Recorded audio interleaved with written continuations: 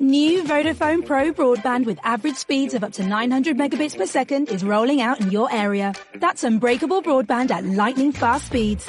It's the only broadband to give you reliable Wi-Fi in every room, or you can leave for free. Guaranteed.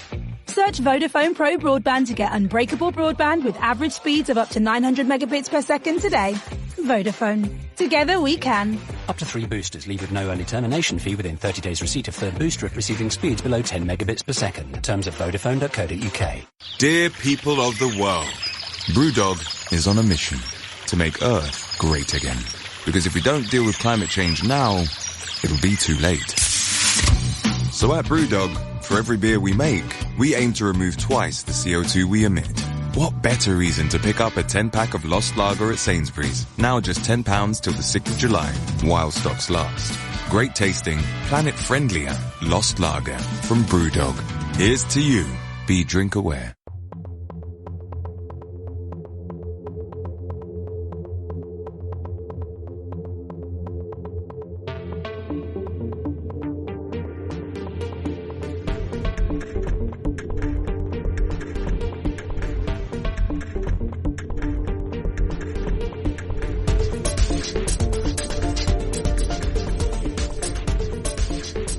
Hello and welcome to another edition of the Paranormal Concept Show, exclusive to the PAUK radio network.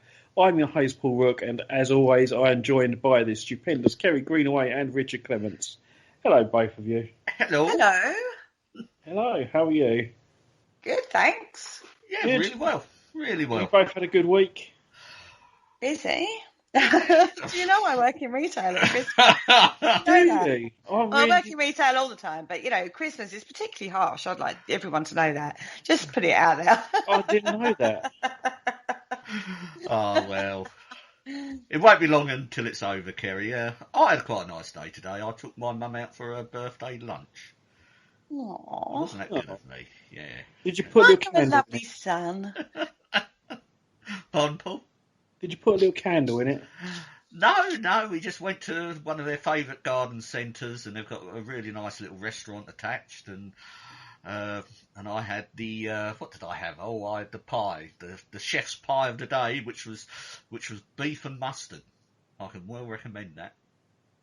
That sounds Yeah, yum. nice. It was. I've never heard of that combination. Well, you know, beef and mustard, yeah, but I've never heard that in a pie before. So, yeah, went for that and polished a lot off. Nice. So you're feeling piggy and fat now. I must admit, I wasn't feeling too good when I come back, but, you know, I'm starting to calm down now. The old tummy's starting to slacken a bit. I think that's a common What he feeling mean- at this time of What he year, isn't means, it? what he means is he's released his belt a bit. Well, yeah. Go to his jogging bottoms or his pyjama bottoms. And Yeah. I've got heating. We had a bit of Woohoo! a drama yesterday, yes. I had the electrician to come round and just do the yearly check, and he left, and the heating wasn't working. So I had to... Last night I was freezing away in bed, but today the council actually did send someone round and fixed it. So I'm all nice and warm, snug as a bug in a rug. Well, that's Oh, good. What that's about you, Paul? We always talk about ourselves, but what about you? What have you been up to?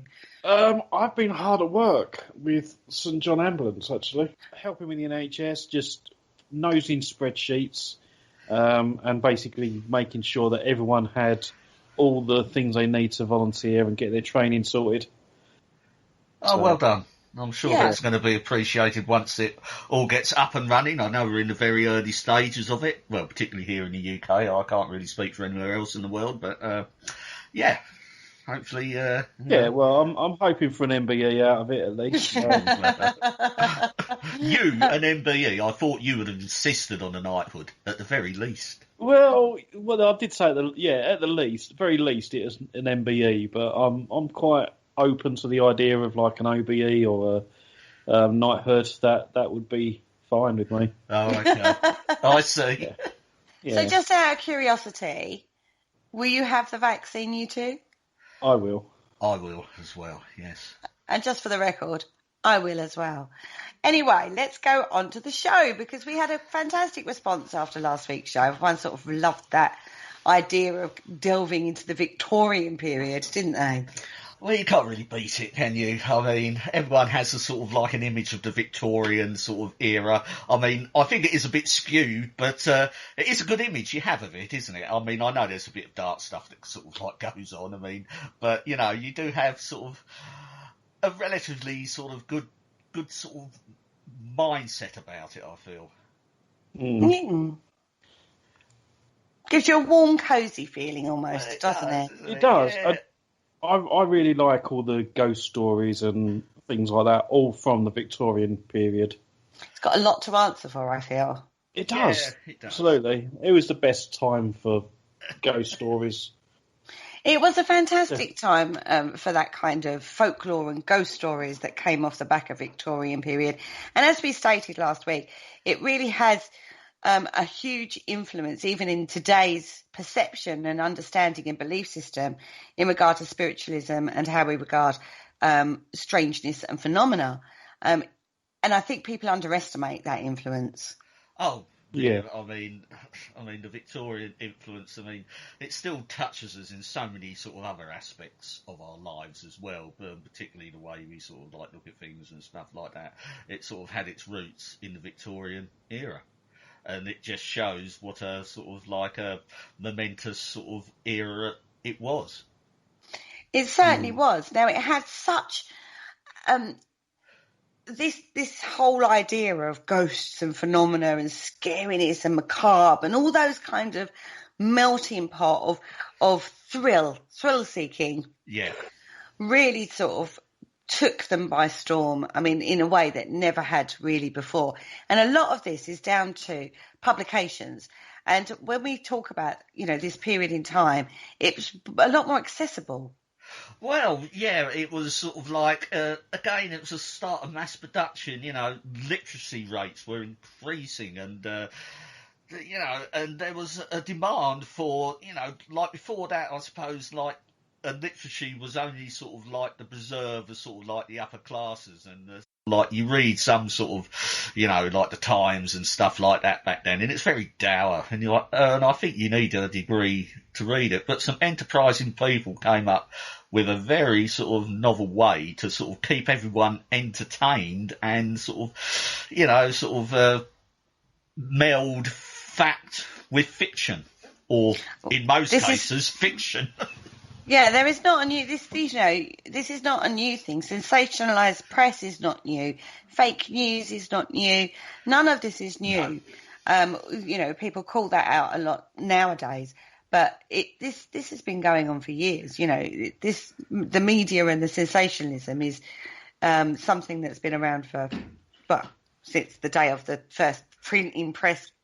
Forward a publication. Well, yeah, certainly. I sort of spent a lot of time sort of like delving into the 17th century, and that saw a huge increase in like pamphlets and stuff being produced, and they were mainly, you know, sort of propaganda, and there was always a motive behind them, and they were sort of like, and they called them sort of broad ballads or broadsheets, and yeah, I mean, you can't take them as historical fact.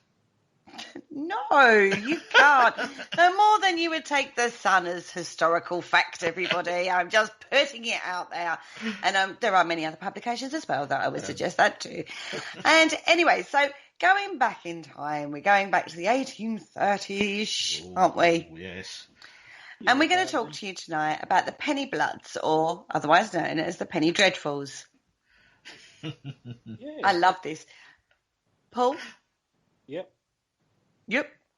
Oh, what, you want me to carry on, do you? Okay. Yeah, carry on. Yeah, put some input in there.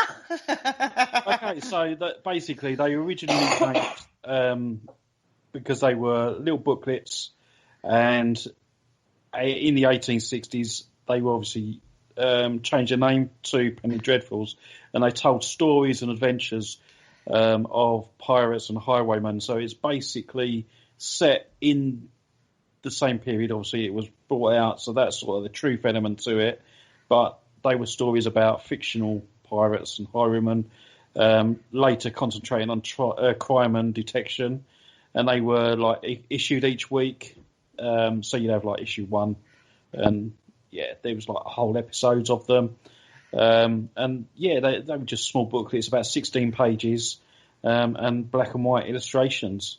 Yeah, and it's you still might be able to find some floating around the antique shops and stuff. Yeah, I sort of had a look at the internet when I was sort of like looking into this, and you can get compilations in published books and from bookshops and stuff. But I think original copies are really quite difficult to actually get hold of. But there are probably some around. But the thing that made me laugh, they were sort of real, sort of the original pulp fiction sort of booklets and stuff like that, because they would have like double columns of text, and and the thing that gets me is they were just loosely printed, and it says here, I mean, they would sort of like often break off mid-sentence at the bottom of a page, and I thought, Christ, that sounds like one of my blogs. That sounds like a cliffhanger. Tune in next week. ... Yeah. So, they weren't sort of, glossy like we get today, but they were very functional. Just functional, Yeah. and they sold like hotcakes. People really did. They did. They were really successful, and they created a new vast readership between 1830 and 1850. And there was even, I think at one point they even had like 100 publishers of penny fiction as well. And yeah, it just embraced wholeheartedly a whole new genre even.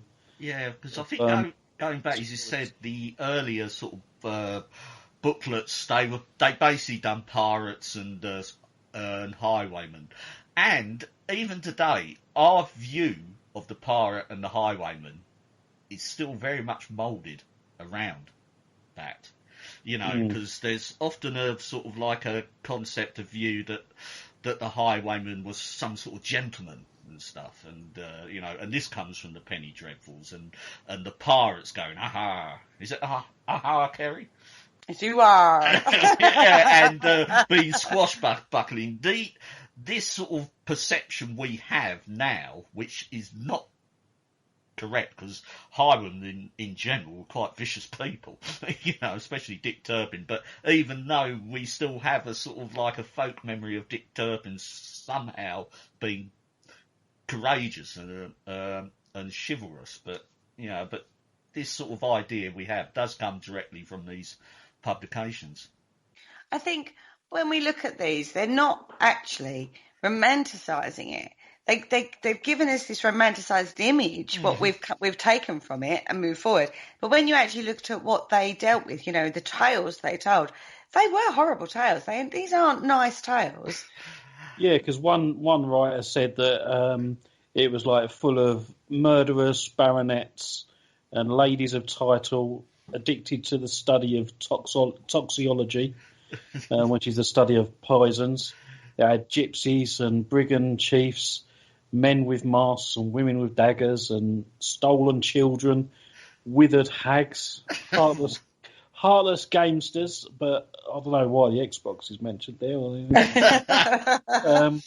And obviously foreign princesses and princes, and so that they had like a whole round something for everybody. But I think you've got to remember, in Victorian times, you had the elite. You had like the gentry, as it were, but you also had extreme poverty and, children of the slums and stuff like that.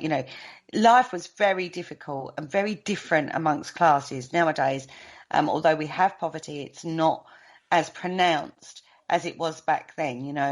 There was a very distinct difference between classes. We have like an undercurrent here, it is there if you look, but you have to go out and look for it. But during this time, I mean, you would have seen poverty on the streets. There were literally people sleeping in the gutter. You probably would have had to step over them. And there were slums, literally, where how people were living. It was, slumland. Mm-hmm. And these are conditions you can't even fathom nowadays. I mean, I'm not taking away anybody's poverty that we live in this day and age, but it's relative. It's all relative to what we've got. Do you know what I mean? Yeah. Whereas back then, there was a massive distinction between classes in every way. And this sort of like, what they're looking at is almost, it's adventure, isn't it? It's a way of, I mean, let's talk about Dick Turpin, because that was one of the tales. It was a great story, and they made a lot about this character.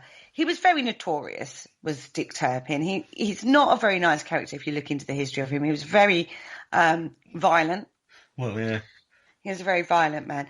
But they, the story of him riding 200 miles from London to York overnight on Black Bess, as I touched upon, that is probably came from one of the Penny Bloods. Yeah, that's where it comes from. He didn't. Black Bess, bless her, scaled the walls of York and all, but no, that didn't happen. This came from the Penny Dreadfuls, the Penny Bloods, as we're talking about, and that's all the way through this.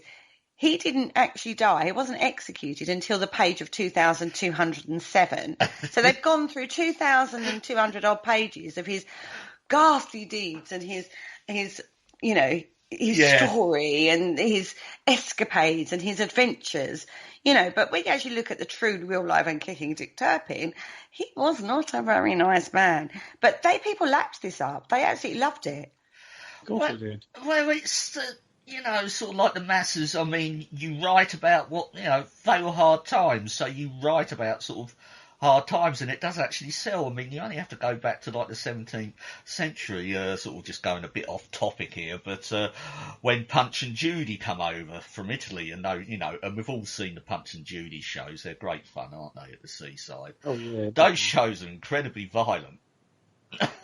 Look at them. But violent times, I think it's it's relative, isn't it? It's violent times. Yeah. You're witnessing and seeing violent times in your day-to-day life. It's not anything, and I hate to say this, it's not unusual. No, and I think this is the way people sort of coped with it. You presented them with their reality, and as a bit of humour. It's a sort of bizarre way of looking at it, but you present them with what they understand.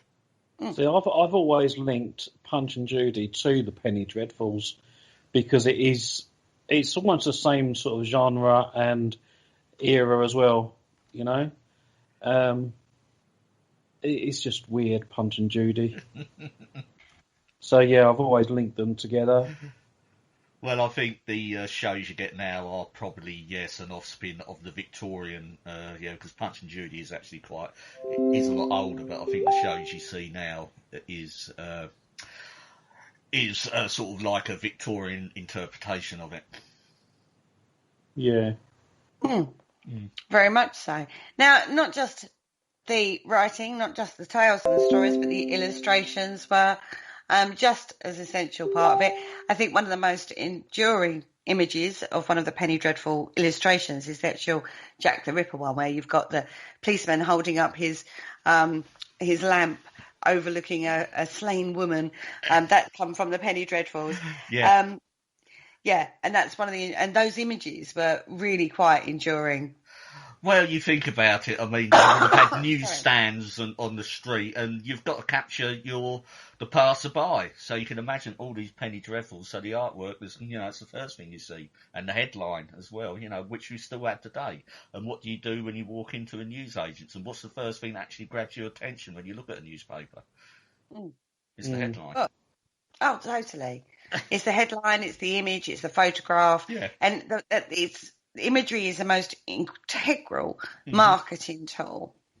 Yeah. And it was used to, again, because they could actually reproduce this en masse.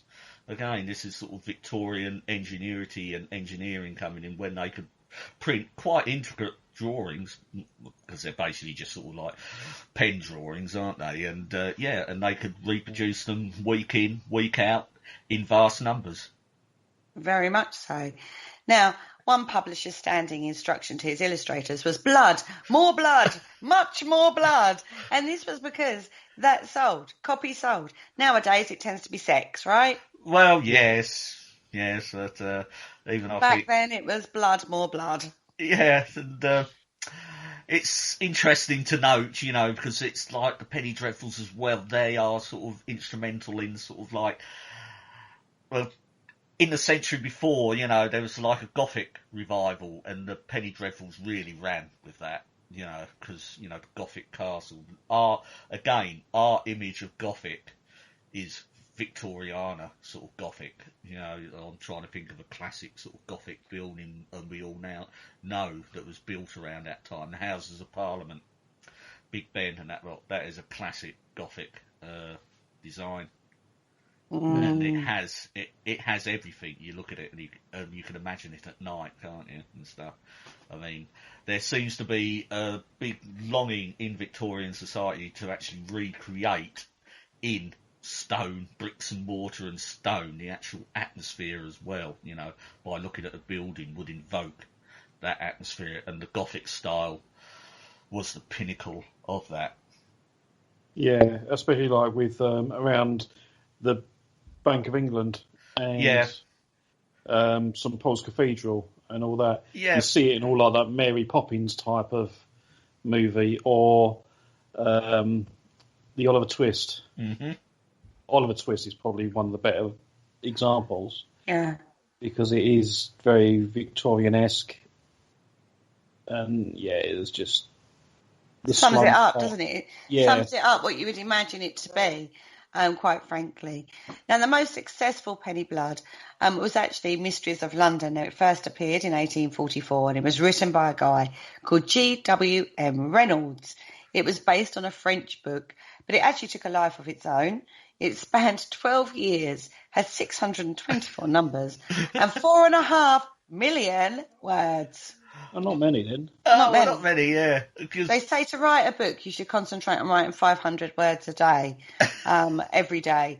And before long, you've got your book. Well, he must have been, constantly at it. Well, they in his were own back little then. world. They were sort of paid by the article, and they were just paid to just churn them out. Literally. That's right. If you didn't write, I you didn't get paid. bet that one cost more than a penny. Now, what this series actually did was actually was a better reflection of life as people recognised it then, the difference between the world of the slums and the life of the rich. You know what I mean? So it makes it more relatable to your audience. They seem to be coming away now from the sort of like the more sort of historical and trying to bring it into the there, here and now, don't they? Yeah, it certainly is what it did, and it did definitely. You saw an evolution. We talk about evolutions in things, but this is definitely an evolution, and it came away from like highwaymen and the evil upper classes. They kind of fell out of fashion, and then they ended up going with true crimes and murders. And if there was nothing really good going on at the time, they invented them. Well, yeah, go for it. Why not, right? Fill Let's your invent boots. something. Fill your boots, go for it. Now, the most successful of them all, now this is one we all know and love, is Sweeney Todd, the Demon Barber. Yeah, I enjoyed the film, the musical one. With Johnny Depp and Helena Bonham Carter. That's it, yeah. That was a really good film. I loved it. Yeah. But it's right up my kind of alley, isn't it? That's it. So, yeah, Sweeney Todd was basically the barber who lived above the pie shop. And he'd slit their throats while shaving them. And they'd pull the lever on the chair and they'd slide down a little slidey thing into the pie maker's shop. And she'd put them in the eyes. Interesting, no, it wasn't actually called Sweeney Todd, was it? It's got quite a bizarre title called The String of Pearls. Which, you can't really sort of make any connection there, but, I suppose people liked it. Yeah. I believe the String of Pearls related to a necklace he gave his daughter, which is why he first came to. Oh, right. I believe so. I don't quote me on that, everybody, because I believe that's what it was, but we could argue that point forever. Now, the first publication became in 1846. And this is the other thing, right? Music halls were very big in the Victorian period, incredibly huge thing. It was part of the entertainment of a weekend. You'd get your pay packet and you'd head to the music halls. So a lot of these penny dreadfuls were actually taken and put into plays before they'd even finished their run in the penny dreadfuls. So it was sort of like you'd go to the theatre and see these being played out on the stage, as it were. And this is one of the ones that was actually adapted. Yeah. That could be for the people who couldn't read. Well, quite possibly. Yeah, quite possibly. But again, it's that macabre, isn't it? It's watching it. That's interesting. They were publishing, they were they were getting into play form, whilst the print run was still going, didn't the guy who wrote, Winter is Coming, what's it called, Game of Thrones. That's what I was just thinking. Yeah, and he ran out of books, but they were still they were wanting him to write more so they could carry on the series on telly. Oh yeah, the TV series overtook the book writing. Yeah, that's right. So he had to sort of churn them out. But this is what's going on here. But again, I should imagine people must have invested a lot of their time in this, sort of following it in the Penny Dreadfuls, the story, and then wow, it comes on the stage. I mean, what a selling act. Exactly. I mean, we saw that with Harry Potter as well. The first 3 films, and then she got writer's block, didn't she? Before they knew where it was going. Yeah. It was like catch up. Anyway, they went onto the stage. So before they even reached its conclusion. So, and these things, it becomes deep in the psyche of people. They get caught up in the story. We see it like Modern Day Times. We just named 2 examples of that. Modern Day Times, it's films, isn't it? I've got to go and see the next film, and she hasn't written it yet, damn her, or him, in regards to the Games of Thrones. This is exactly the same thing going on in the Victorian times, just playing out on a different playing field, as it were. So you've got the publications, and then going into the musicals. Wasn't J.K. Rowling under this pressure as well towards the end? Didn't I just say that? Oh, sorry. Pay attention, Richard. Pay attention, yeah. Richard, are you not listening again? Come on, sometimes I wonder, do I talk in Swahili? I do wonder. I was looking at something else. Oh, dear. Now, they had, oh, dear. Where are we? Move on from that. Penny Bloods, right, they had a broad readership. The focus narrowed and the children became the main target, right? So, everybody was reading these, but then they decided to hit the kids. Let's get the kids in with this. And there were dozens of titles to do with children. The Wild Boys of London, The Poor Boys of London, The Work Girls of London. These are all series that ran through the Penny Bloods. And it was like, I could just imagine, it's almost like encouraging gang warfare. I'm the wild boy of London, I'm part of that gang type thing. You could argue there that it probably increased the literacy rate in children. There would have been, perhaps a lot of pressure for children to actually sort of learn to read and stuff back then. Yeah, but you think about it, there was always a movement of educating as well. You had a lot of people, and we found this out when we was talking about Newgate. Yeah, we were, trying to educate and give them a chance in life so they could raise themselves out of poverty. It took a long time to gain feet, as it were, but there was always this push for schools and, for the churches to actually teach literacy. And actually, when we was listening, and I refer this back, the literacy rate in London, particularly among women, was always, thought to be very low. And actually, when they did a survey, it actually ended up being a lot higher than they thought it was. So I think literacy was in its infancy. Mm-hmm. I'm not saying that everybody was accessible to it, but it was a lot more accessible than people think. Well, what I mean? So you would have at least a rudimentary understanding of reading back then. I say not everybody, but, it was a lot more prevalent than people give it credit for. We was talking, this is going back actually even further. We were talking about, John Kaneko James. Yes, I remember. He was talking about The Witch of Rye or something like that. Yes, that's right. And he was talking about this literacy situation. And that was in the 1600s. And that was across the whole board, women as well, wasn't it? So that exactly. was quite interesting, that. And that was something that was unexpected, but the research shows that there was a higher rate of literacy than was initially thought. I mean, we have this very twisted perception that poor people couldn't read or write and the rich could, and it was originally a premise for the rich, but it does filter down.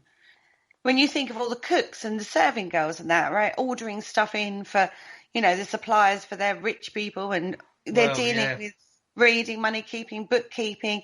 It wasn't just the premise of like one person. It was like a whole across the world. There's a lot more to it than, it's not as black and white as I think people perceive.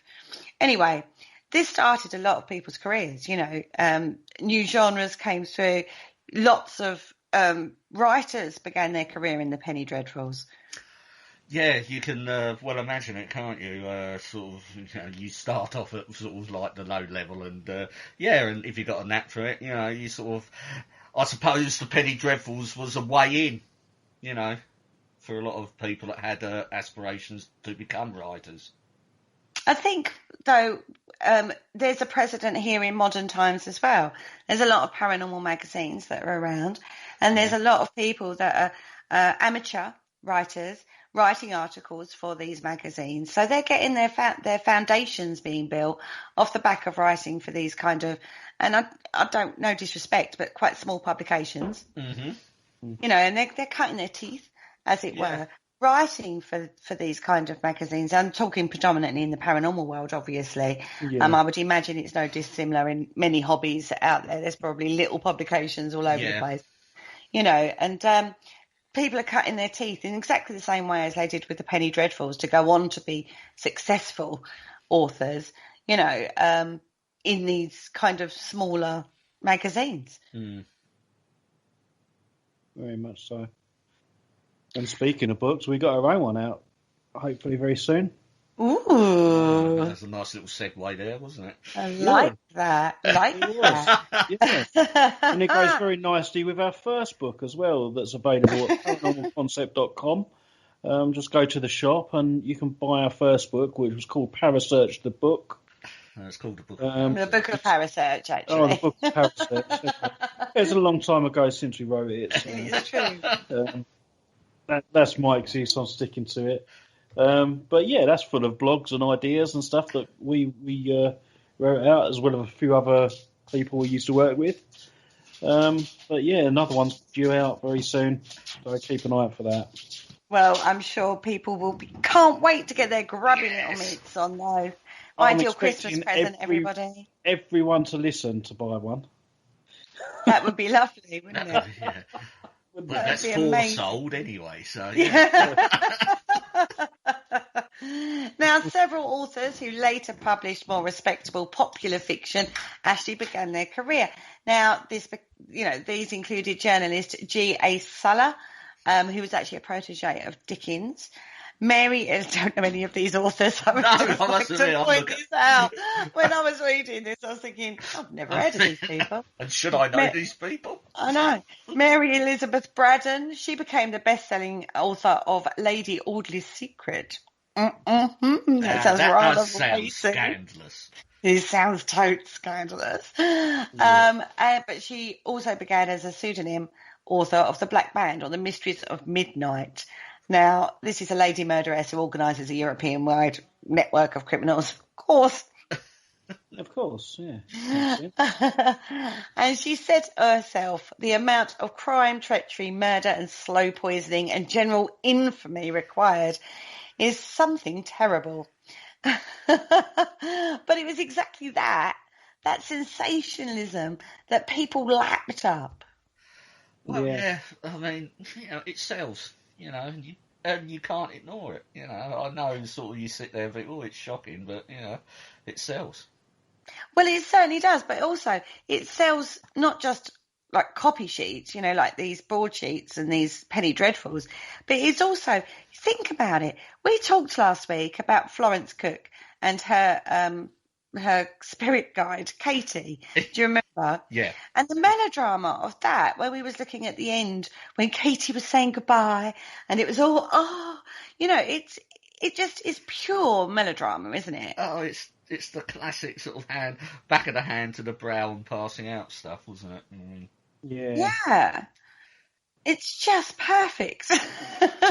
I'm gonna actually incorporate some Victorian drama in my life. I've decided this. We've got enough already. No, clearly not. Not Victorian melodrama anyway. We've got to do some proper swoony moments. But you men aren't allowed to do the swoony thing. That's mine. All right. I am just a mere feeble woman. Yeah. I might run a mastermind of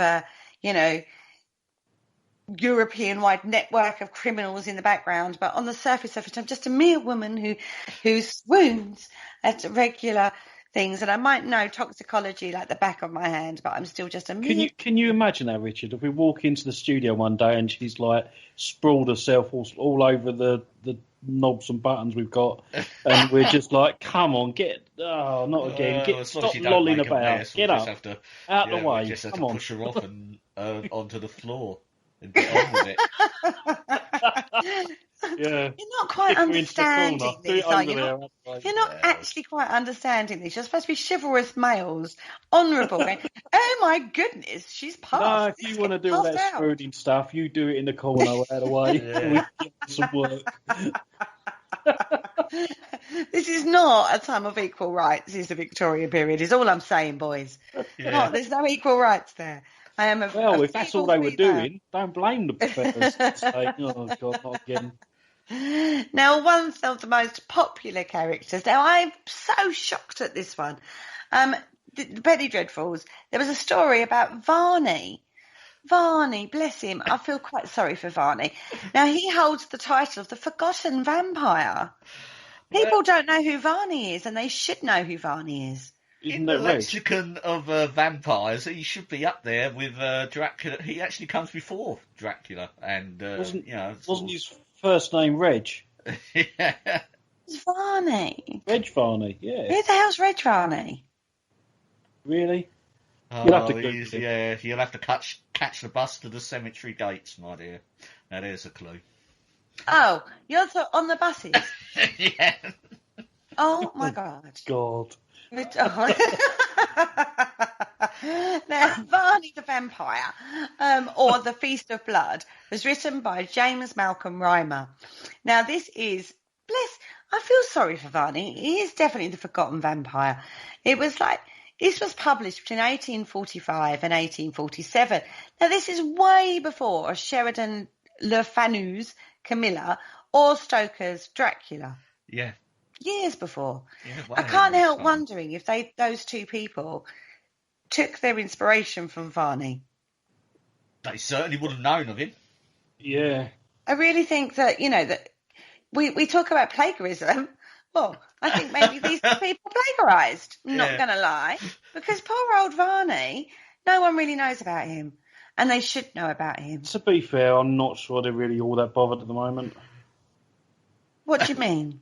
Well, they're all dead, aren't they? Who? Oh. Everyone involved. Fanu and Stoker. Yeah. Well, No. I know, but at the end of the day, I do think you should credit people where, if you have an inspiration, then you credit that, surely. Or you don't.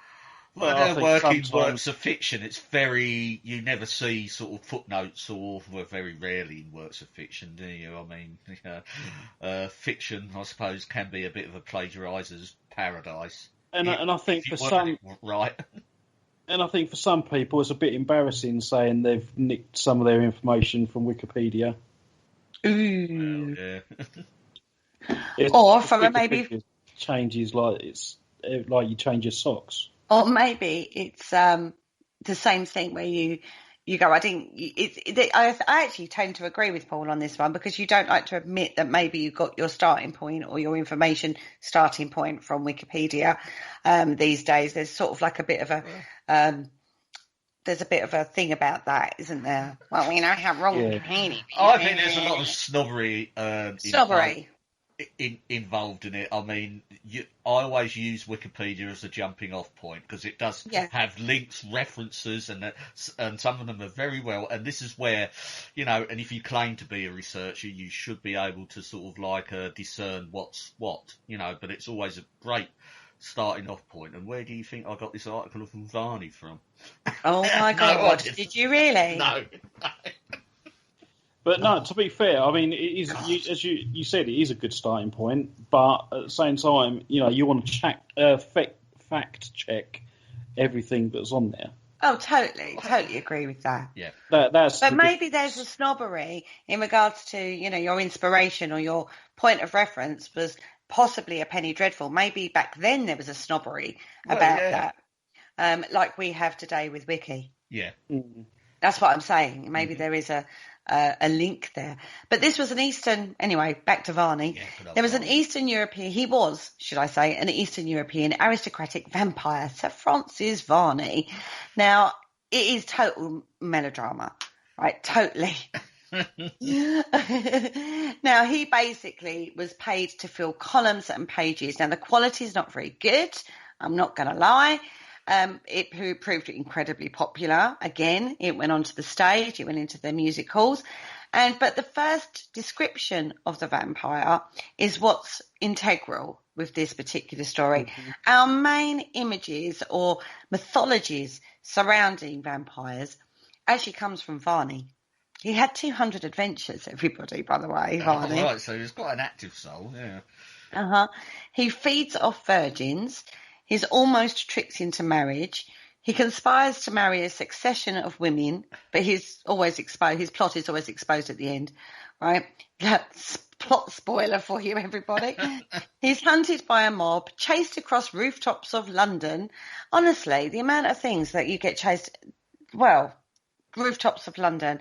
I think I would like to go back to Victorian period to see how easy that would be. Because you see that depicted quite an awful lot, don't you? That is quite an iconic sort of scene, or it conjures up an iconic image in your mind, doesn't it? Even back to Mary Poppins. It works, because you see it in Mary Poppins, don't you, with the old... Chimney, chim, yeah, he blows when he needs to go from one rooftop to another, he just blows the smoke across, and he walks across the smoke. Oh, it's so clever. Yeah, he's a clever that's how it works. See? That's how thick the air was back then, everybody. Yeah, pollution or what? And you know about it. He infiltrates a monastery. He tries to be a hero. He apologises to his victims. I'm very sorry, but I'm going to bite you and suck your blood. He ruthlessly murders, commits robbery, suffers a bit of an existential crisis, and eventually throws himself into Mount Vesuvius. Because obviously fire, right? Mm-hmm. Yeah. Now, he moved to London just for the special. He was resurrected on multiple occasions, which is a thing for vampires, right? He was. He's impervious to sunlight and is regenerated by the moonlight. So he's a Time Lord as well. Varney definitely gives us a mythology of how vampires should be. Well, yeah, and you sort of look at that description, sort of being chased by the mob and sort of like a bit of a seductor and stuff like that. That is a classic Hammer horror movie, isn't it? The old classic Hammer. They've still got it in there. Mm-hmm. Now, he wasn't. We just talked about plagiarism, but Reimer actually drew on material from John Polidori, the vampire from 1819. But his is the first vampire who was Eastern European. His was the first vampire that left puncture marks on his victims' necks. His was the first vampire whose action centred around graveyards. His was the first vampire that had superhuman powers. He was very good at disguise. There's a lot of things coming out from Varney that actually were progressed by Reimer. Mm-hmm. Later on, other things came in, but the basic core of what you would expect from a vampire comes from Reimer. Yeah, like for example, the whole vulnerable to crosses, garlic, and liking steaks. That was actually later. That was later. Yeah, it seems they've sort of like, and as Kerry said, it's the core sort of principles of a vampire, and these sort of other sort of superfluous bits are sort of like add-ons, aren't they? Because if you notice, a cross, garlic, they're not part of the vampire, they're just things that repel the vampire, aren't they? So you can see those being added ad hoc throughout the years, can't you? Okay, one thing I want to say here. Best vampire movie ever for you guys? Oh, I'm Dead and Loving It. Dead and Loving It. I'm a bit. Right. It was. I don't know if it was called Dracula. Dead and Loving It. It was a spoof movie. I was going to say it sounds like a comedy. I think it was Steve Martin. Might not be Steve Martin. Oh yes. Might be the guy from Naked Gun. You're Steve Martin. No, it's not Steve Martin. Go on, have a quick Google, or can you not? No, I'll have a quick Google. We'll never hear from him again. No, he might crash out. Myself, I'm a fan of sort of like the Hammer sort of series and stuff like that, but I'm not going to go for the Christopher Lee type vampires. There was a film which I did revisit. I saw it once when I was a child, but I managed to track down a copy and I did revisit, and it was just as good as I remember it. It was Captain Kronos the Vampire Hunter. It was Leslie Nielsen. Nielsen. Yes. In Dracula Dead and Loving It, and it was a Mel Brooks movie. I love Mel Brooks movies. They're funny. Not so keen myself. Well, my first introduction was Salem, the Stephen King with David Soul. Salem, yeah. Cool. That's got to be up there for a lot of people. That's got to be up there for a lot of people. Yeah. I also like the Gary Oldman version. Mm-hmm. I can't remember what that was called. Probably just Dracula, wasn't it? Yeah, I wasn't too struck on that, to be quite honest. Yeah, and I did like Interview with a Vampire by Anne Rice as well. Yeah, mainly because you have Tom Cruise and Brad Pitt. Buffy the Vampire Slayer. So, when you think about it, there's a hell of a lot of genres, vampire genre in itself, isn't there? Well, yeah. Oh, yeah, they're everywhere. We might have to visit that particular topic in the new year, I feel. I feel a breakdown of the vampire sort of genre, yeah. We could do a series. We could do, like, monsters of that sort of era, because you've got Frankenstein's monster as well, and the werewolves, and, yeah, the list goes on. But this all comes from Varney, basically. Good old Varney, the vampire. Now, he basically continued to reinvent himself over a long series of runs. Sometimes he was very comedic. Sometimes he was tragic. He was a very complex, enigmatic figure, even though the writing was quite poor quality, as we've said. But you know what I mean? It's just brilliant. It's absolutely brilliant. I love it. All good stuff. And it had lasting effects. So this comes again, this influence from Victorian period coming through. And we've seen a whole genre come off the back of that, basically. Yeah. We make an assumption that Bram Stoker and LaVey, or whatever her name was took their influence from Varney. But we don't know that. That's not something we know. But it does seem that a lot of the characteristics, shall we say, were set with good old Varney. Well, particularly Stoker and the Eastern European connection. I mean, that can't be no accident. Well, James Reiner actually did also write the Sweeney Todd series as well. So, let's give James Reiner a little round of applause, because those two things are still very much prevalent. So good old James Reiner, well done, is all I'm going to say. And I think, we should give Varney the Vampire a bit of an airing now and again, because, underrated, I feel, underrated. Yeah, definitely. Right. Now, one of the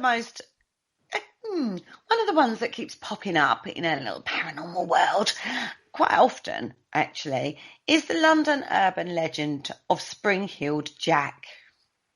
Yes, I mean, again, this is probably one of the few sort of characters that has sort of lasted to today, hasn't it?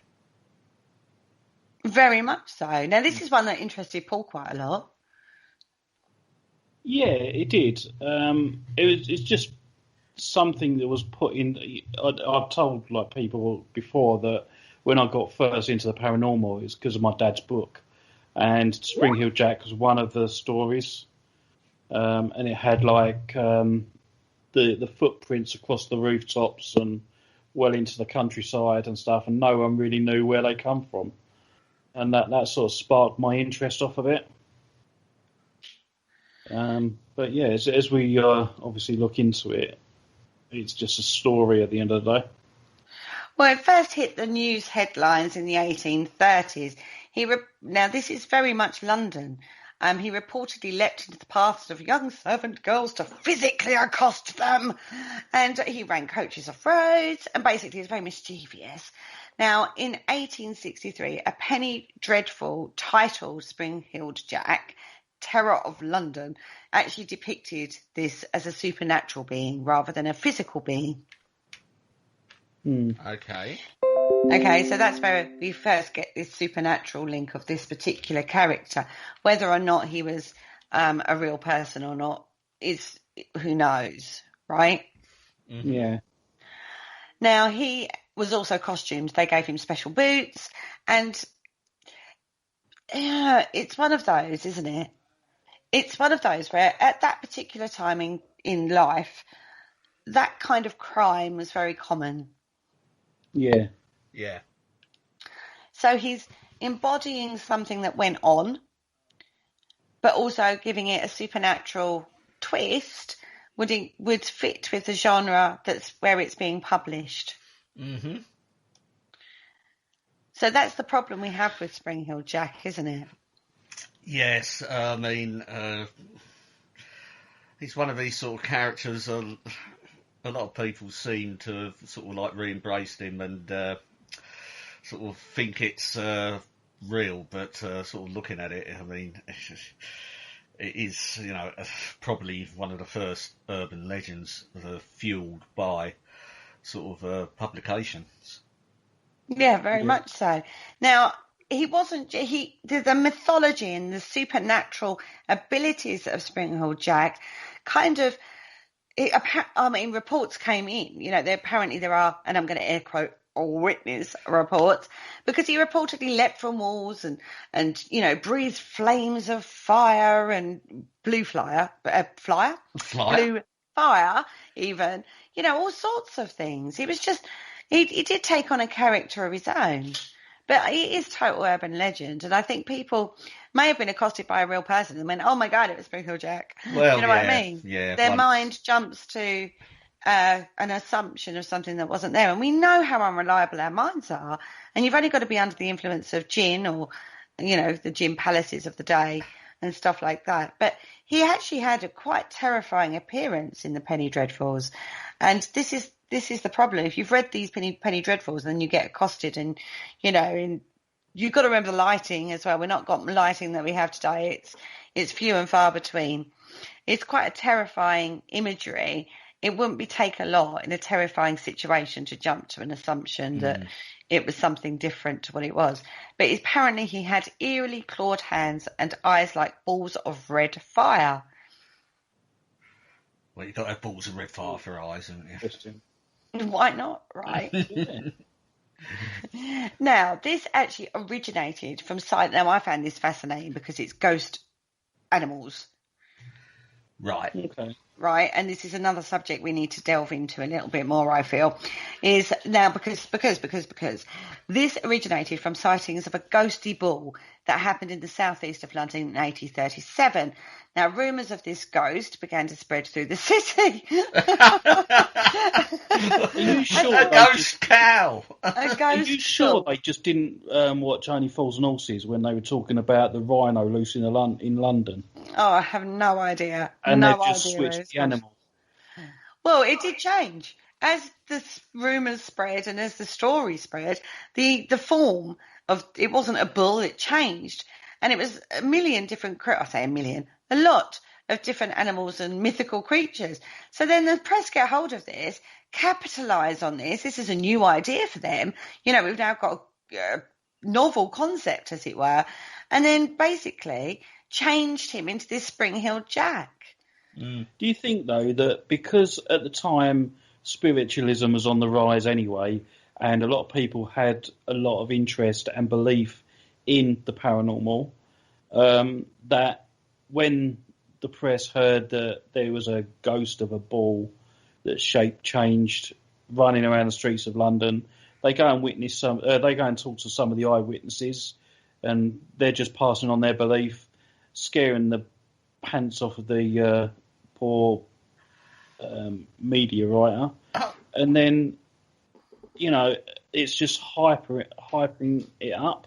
I don't know. You look at Victorian spiritualism, and this doesn't fall into it. I mean, this is a totally different sort of kettle of fish. I mean, yeah, but it's still a belief in spirits and ghosts and stuff like that, because it is on the rise in Victoria. So when someone says, "Oh yes, I see a ghost," it's not disbelieved at all, or they don't ask questions about it because they've already got a belief in it. Yeah. Yeah. We know. Then they've just said, know "Yeah, how it's a belief ghost. system. This is what it is." Yeah, we know how belief system can affect people's behaviour. We see it all the time on paranormal investigations. Mm. Do you know what I mean? So it's an extension of that rather than necessarily linked to Victoria. It's human nature, I'm going to argue on this point. Well, yeah. It's nothing to do with the period of time you're living in. It's just how human nature and how human psychology works. You get a tale, you know what I mean? I don't want to call it mass hysteria because that's not quite how it is, but it's a belief in a urban legend, or it's belief in a circumstance, and then you put your belief system onto that, and it changes the perception of what actually happened. Yeah. Do you see what I mean? Yeah. Because with everything that we do, if you leave it a year, if you do a research project, how many times have we done this, right, guys? Just as researchers, we do a research, and then maybe a year later, we've done it, we put it to one side. A year later, we go away, we do a million other things, but we come back to that. Yeah. And then we look at it again and we go, okay, my perception of that now is different or slightly changed. I can add to it, or I can... They wouldn't have done that back in the Victorian period. Exactly. No, they wouldn't have done that. Seen ghost story and gone, yeah, that's a ghost. People have seen it's a ghost. They've said it's a ghost. It's a ghost. Exactly. So urban legends, as we found out, various researches are so prevalent in every area. Every town has got its own urban legend of some form. You know, every single one has. So when you're talking about a big city, this thing that happens in one small area has spread out. It changes, it evolves, and it captures the imagination, I suppose you'd call it. Yeah. And by the time you witness something of that, then you overlay. We've talked about overlay before now as well, haven't we? Mm-hmm. You know, and I think that's what's gone on here. But then, of course, then you get the publications involved. They go, "Whoa, this is a good one. Let's write about this," and it changes again. So it becomes an individual thing. It becomes a more coherent thing of Spring Hill Jack. It's now not a bull or a horse or a sheep or however it transformed into this urban legend. They go, okay, this is good. We can't talk about a bull because it's a bit ludicrous, so we'll make it a weird creature kind of thing. Reminds me of the Mothman, actually, how they describe it. It does, doesn't it? It certainly has those sort of overtones. Which is a modern day. Which is modern, yes. Which is a modern day thing. Definitely. So it then becomes deep in cultural psyche, doesn't it? Yeah. But this came from urban legend into publication and into this popular penny dreadful literature. Right. And then it got used to basically become a bogeyman to scare children into behaviour, which is absolutely fascinating to me. You know. Anyway, on that note, we've actually come to the end of the first half. When we come back after the quick break, we are actually going to get more in depth into a little bit more about Spring Hill Jack. We'll be right back after this.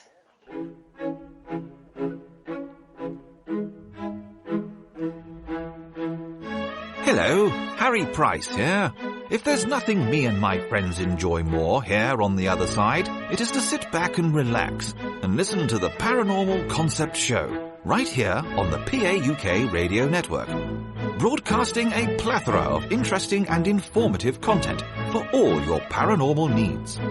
Find them across social media to keep up to date with forthcoming shows and all their other adventures. Hello, is there anybody there? And go. And welcome back to the Paranormal Concept Show, exclusive to the Paranormal UK Radio Network.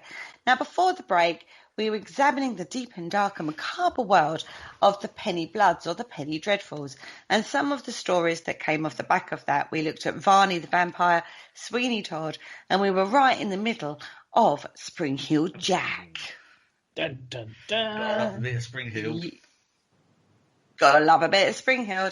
Now, we've already talked about this urban legend coming forward and being picked up by the publication, basically, and actually taking a life of its own. They gave him a characteristic.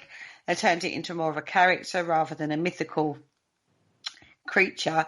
And the fact that this actually was born off the back of a ghost sighting of a bull. Yeah. It probably was made into a character to make people not so scared of going out. Well, I don't know. I think some of the exploits he got up to, I think it would have been absolutely maybe terrifying. Maybe it was the opposite. Yeah. Now, Yeah, there but you was... make him into a fun, lovable character, and they're like, ah. I don't think it's fun and lovable, darling. Because the first account of his misdemeanours came to light in 1837. This was a young servant girl named Mary Stevens. She reported that a figure leapt out at her while she was walking through Clapham Common. She was on her way to work. According to her account, he immobilised her with his arms before trying to kiss her, rip off her clothes with claws she later described as cold and clammy as those of a corpse. So that's probably wishful thinking. Who knows, right? Yeah. I love the way you tried to kiss her. Yeah. Oh. You've got to try and steal a kiss. He was friendly. Nice and friendly. Now, he didn't wait long. He had another victim in mind. A day later, there was another report of an eerie figure having jumped out in front of a travelling coach, caused the coachman to lose control and crash. Not very difficult in those days, I'd like to say. Now, witnesses of the scene allege that the person responsible fled the scene by jumping over an 8.86 foot, that's 2.7 metres, wall. All the while... the MO don't match the first victim, unless he tried getting off with the horses. Yeah, you don't know. Right. Did he kiss the horse before he left? Oh, he kissed the horse. Two different things then. Yeah. Well, while this figure was running away, he emitted a high-pitched and hysterical cackle. As you do, right? Yeah. I've got There's you. a I'm witch. off. Yeah. Now, these got picked up by the press, got put to the same person of this spring-heeled Jack, and then he became very prominent in both papers. They ran with it, basically. Everybody ran with this idea. And you're right, the MO is totally different. But cold and clammy, tried to kiss her, take her clothes off, jumped in front of a coachman, caused a crash, jumped over a 2.7 metre wall, high cackle, pitched laughter. Do you know what I mean? It's all very bizarre. And that's quite a high jump as well. You can't deny that. Yeah, over 2.7 metres. an 8-foot wall, yeah. You know. That may not be, though. You see parkour nowadays. Yeah. They don't seem to have trouble doing that. Well, yeah. No, they run up the side of skyscrapers and They stuff. do all sorts of weird stuff, don't they? Yeah. So it could be Perhaps something. he was a particularly Victorian adept. free runner. Who knows? Who knows, right? It's not Exactly. impossible, is what I'm saying. That's my argument there. It's not impossible for a human to do it. No, but yeah, improbable, but not impossible, probably. And one of the most renowned incidences with Spring-Held Jack was the case of Jane Alsop and Lucy Scales. Now, these are teenage girls, right? They both claim to have been attacked by the leaping assailant. Love it. In 1830, this is what I mean. You've got to love Victorian. In 1838. Now, Alsop alleged that a man came to her door, right? Again, different MO completely, right? Knocked on her door, informed her that they'd found Spring-Heeled Jack in a nearby alley outside her home. She accompanied him to the scene, as she noticed he was wearing an unconventional uniform of a black cape. This was a telltale sign, apparently. All of a sudden, she's getting red flags, and it was all too late. She said that the man then proceeded to vomit blue and white flames from his mouth and eyes before attempting to attack and undress her. Raw! And again, I have to say, right, so why would they knock at her door to inform her that Spring-Heeled Jack was in the nearby alley? Why would she have to accompany him if he was a policeman? Do you know what I mean? There's a lot of red flags there before you even get to the point where he's starting to vomit blue and white flame. Yeah, it's There's a very big naivety in that account, isn't there? Yeah, I mean... Do we know this person actually existed? We don't. We don't. We've only got sort of... So it's rubbish. What's the fact? Rubbish, Rook calls on this one. Yeah, rubbish. Okay, so let's have a look at Lucy. Lucy Scales, 9 days later this was, apparently she... Here you go. Oh, all right, already? Let's just have a look at the account, shall we, first, before you cry rubbish? Upon returning home from visiting her brother in a well-respected borough of Limehouse, Scales said that a man dressed in similar attire to Alsop's policeman appeared before her, where he too blew coloured flames from his face. She reported great distress at this encounter, to such an extent She claimed to have lost her sight and descended into violent fits. Yeah, there you go. There's your swooning and everything, Kerry, because that's because you've got to do all that as well. Well, I think she certainly made the most of that encounter, Yeah. didn't So she? she's obviously a friend of the first one, the victim on the first one. Got no way of checking this, is all I'm going to say. Yeah, so I'm right then. There you go. You can't prove it either way. All Well, I can say yeah. with that is it was well known they made up things. Well, if there was, like they've said, if it was a quiet week or a quiet day or whatever, they would make it Yeah, up. they're just making up, and this is, there probably was a peeping Tom or something, or sort of a man going about accosting women, or even like they must have had their sort of like equivalents of flashers and stuff like that back then, and it's they just, and those are quite sort of, I know it's quite disturbing if it happens to someone, but they're quite run of the mill stories, so you've got to spice them up a bit. Well, you certainly do, but this actually become a thing.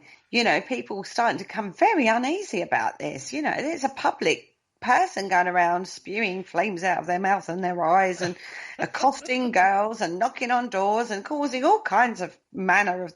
I think everything's being blamed on the Spring Hill Jack, quite frankly, at this point. Yeah.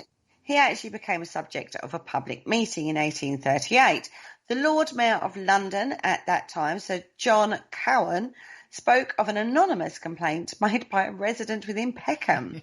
Apparently, a servant girl of a family, very wealthy family, had been frightened by a mysterious entity so much that she had not properly recovered. Oh, poor girl. Oh, it's all very dramatic, isn't it, everybody? She's taken to her bed. Like Mrs. Bennet in Pride and Prejudice. Bless her. Now, this caused a bit of a stir. Should we say several members came forward talking of similar incidences that had happened to other servant girls in the Kensington and Hammersmith area. Oh, goodness me, the press picked this up. If they hadn't already, they were running with it. It hit the Times. Well, there you go. You can't get much higher than that, can you? Most certainly not. So we've developed from like the penny dreadfuls into the Times, right? Well, it shows what sort of influence these sort of pamphlets must have had. Eventually, even serious publications could not ignore it. No, they couldn't. Now, when they wrote this article, when they put this article out there, the publication actually got a lot of correspondence, should we say, basically saying the same things, of people saying the similar content, that they'd seen something or knew somebody who had, and it basically became a real thing, So where do we go with this? I'm just seeing a personification of right. Put it this way, right? You could have a peeping Tom in the area. You could have a sexual assailant out there on the streets. You could have a robber. You could have somebody dressed up as a policeman acting out in certain ways. There's lots of different scenarios here. The MO of Spring Hill Jack, normally criminals run to a certain MO. Even animals have a set behavioural pattern. True. Even down to like a pride of lions, how they hunt. Yeah. They have a specific... Oh, hello. My Google has decided to answer a question that I haven't asked yet. They're listening. They're listening. But they have what I'm talking about is set behavioural patterns. So when they look at criminology, when we look at criminologists, that word, and when we looked at, they look at serial killers, they look at signals, don't they? Like reoccurring things that why somebody does something. They have a set behaviour. It might escalate, but there will always be like signposts so that it's the same person. Yeah. Right? Spring Hill Jack basically got blamed for just about everything.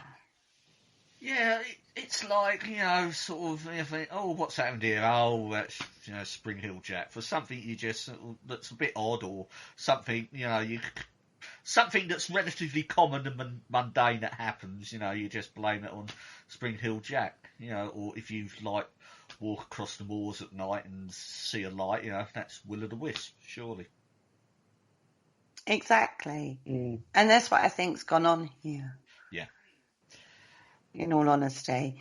Now, some people have thought, who was he? He's got to be a real person rather than this mass hysteria that seems to be going on, with people. They don't call it mass hysteria, actually. They call it a conversion disorder, which is basically what we would reckon the common day person would still think of it as mass hysteria, wouldn't they? Yeah, it's sort of, but mass hysteria, but this sort of seems to go on sort of citywide, and there were accounts of Spring Jack, although not mentioned here, but sort of like appearing across the country, in other sort of cities. So, you can't be everywhere at once. This isn't an individual, quite clearly. Well, this is cool. Let's talk about the conversion disorder a little bit, because again, we see this quite often in paranormal investigation. Yeah, so this conversion disorder causes the individual to exhibit psychological symptoms in the absence of a physical cause and prompts groups within the same community or group to believe in abnormal crazies. So we see in the paranormal field, did you hear that? Somebody in the group is going to go, yeah. They may not have, but they will say that. Or something touched me. Oh, something touched me too. And it goes around the group. You see it all the time. Oh, yeah. Yes. And this happens on a larger scale in society as much as in a small group of people. It's something we need to recognise as well. Yeah, and I suppose the conduit for it to spread throughout the society as a whole is through publication. Mainly publication. I mean, these days we have a plethora of information coming through, don't we? We have social media, we have newspapers still, we have radio, everything. You know what I mean? We have discussion shows on television, endless information bombardment, and you do gravitate to what your belief system shows, really, or your mentality shows. Like in the same way as comedy, you gravitate towards the same kind of comedy rather than some fringe comedy you won't gravitate to because it doesn't resonate with you. Other comedians do. It's exactly the same thing. Do you know what I mean? It's this, you're naturally drawn to what resonates with you. So you will listen to that point of view and discount the other person's point of view in regards to information that's being said to you regarding a specific topic. You know, we see this quite a lot, particularly at the moment. I mean, in regards to COVID, it's been very divisive over people, even down to an election where you had the two people standing, and we've still got that division going on now, and it spreads, and this is the problem. And this is exactly the same thing with Spring Jack. It was a story that came out, put into the public. You know what I mean? The public sort of ran with it, and then witness statements, again, you know, air quoting, and then all of a sudden there's a lot of disease in the community, which means leaders then have to sit up and go, hang on a minute, I'm getting a lot of like unease. I don't like unease. Unease causes problems in my cultural society area. You know, this is bad for business, basically. And that's, you know, then it hits the Times, it becomes a bigger thing, and it's growing. It's getting legs. So they go, right, okay, let's burst the myth. Let's burst this myth. It must be a person. So let's have a look at seeing who the person could possibly be. Well, one individual, the Marquess of Waterford. He's an Irish.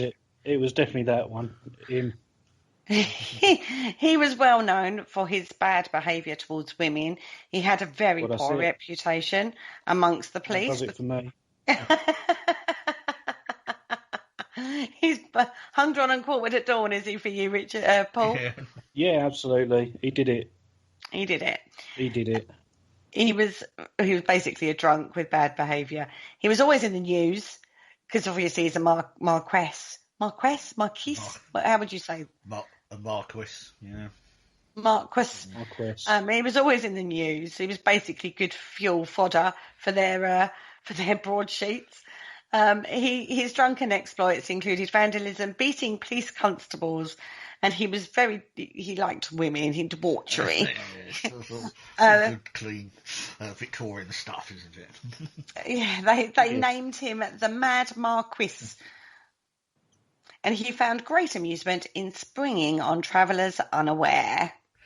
So, yeah, that fits the MO for the one that jumped out in front of the horses. Well, if it's the MO of the other two girls as well, if you want to take that as face value, it just doesn't fit. It doesn't fit the bloke who like jumped out in front of them and kissed them and got them to strip off. And it's quite probably the Marquis, who was probably quite flattered to have this sort of pinned upon him, so he probably played up to it if his other qualities he loved it. are Made him anything famous, to go by. didn't it? He loved Made him it. famous, yeah. He certainly did. Well, anyway, that's who they sort of really thought it was. That's who they pinned it on, was this Irish nobleman. I don't know. Bless him. Now, oh my goodness me. I love it. I absolutely love this. Now, everybody is reading about this and it really grew traction. And we look back now, don't we, at Spring Hill Jack, and we kind of see it for what it is, the folklore and the urban legend and the mythology that now surrounds him. I mean, for goodness sakes, I mean, if you're spewing blue flames and that, who knows, maybe he had a pipe on the go at the same time, was sick, and so much brandy, it ignited. You know, who knows? Yeah. It could be something as simple as that. But basically, it's something we're never going to know. It's something that's been so twisted by the media at the time that we haven't got a clue what the truth of that is. We have to take that purely and simply as an urban legend. But it's a good Victorian tale, right? Oh, yeah, of course. Absolutely. There's so many of them. There are so many of them. Now, another one that was literally fed the media and created a frenzy, one that never been seen before, really. We can't not talk about. I really hate talking about Jack the Ripper. I feel such a novice talking about Jack the Ripper. Well, but the press was so influential in that. Yeah, with this, we're not going to speculate on who done it or anything like that. It's just sort of like an overview. No, we know who done it. Oh, we talked about him last week, Russian didn't we? Or the week before. Yeah, so you all go. He was a Russian fella, Kaminsky or whatever his name was. Yeah, I'm still quite sold on Walter Sickert. Not going to deny it. I know. Controversy in the ranks. Even my producer, Tuts, rolls his eyes and screams, "You are so wrong," when I say that. I say it just to annoy him now. So he's going to love this segment of the show when he edits it. He loves me for this. So why do you honestly think that? Well, he's edited that bit out now. He did a film. He didn't do a film. He did a painting called Jack the Ripper's Bedroom. And if you look at his work, anyway, it's done by one of my favourite writers, you know. So anyway, get back to the topic. Now, this is the problem, isn't it? Again, we've got the press. Oh, the press was so vital in this, and murders and police news. Actually, this is where. Nowadays we have Crime Watch on TV. Yeah. Right? We need help with the crime. We've got no leads now. We've come to the end of that and we need a bit of help. So let's ask the public. Best way to do that is actually putting it in a publication back then. They didn't have TVs then. They'd put it in the newspaper, wouldn't they? Exactly. The Illustrated Police News was actually created for the sole purpose of reporting on heinous crimes, ruthless criminals and tragic victims. But this was press sensationalism. Can't even say it.